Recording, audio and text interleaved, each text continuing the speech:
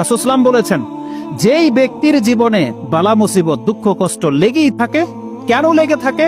রাসূলুল্লাহ সাল্লাল্লাহু আলাইহি ওয়াসাল্লাম বলছেন, হাত্তা ইয়ামশি ফিল আরদি মা লাহু খাতিয়াতুন, আল্লাহ তার জীবনে এত দুঃখ কষ্ট এই জন্য আল্লাহ তাকে দেয়, আল্লাহ চায় এই জমিন থেকে ও যেদিন মরে যাবে ওর আমলনামায় একটা গুনাহ লেখা না থাকুক, এটা আল্লাহ চায়।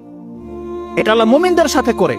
আল্লাহ বলছেন, আমি মুমিনদেরকে আমার উপরে ঈমান আনার পরে ধর্মকর্ম করছে, তারপরে ওকে আমি কেন বিপদ আপদ দেই, ওর কেন সন্তান মরে গেছে, ওর কেন অ্যাক্সিডেন্ট হয়ে গেল, ওর ব্যবসায় কেন লস লেগে গেল, ওর ফসল কেন জ্বলে গেল, ডুবে গেল, আল্লাহ বলছেন আমি চাই যে ও আমার সাথে এমন অবস্থায় সাক্ষাৎ করুক যে ও হবে নিষ্পাপ, ওর একটা আমলনামার মধ্যে একটা পাপ বাকি থাকুক, এটা আমি আল্লাহ চাই না। রাসূল সাল্লাল্লাহু আলাইহি ওয়াসাল্লাম বলতে চাচ্ছেন যে একজন মুমিন মুসলিম যখন হবে, তার প্রত্যেকটা আঘাত তার পাপকে ঝরিয়ে দেয়, প্রত্যেকটা আঘাত তার এক স্টেপ মর্যাদা উপরে উঠিয়ে দেয়।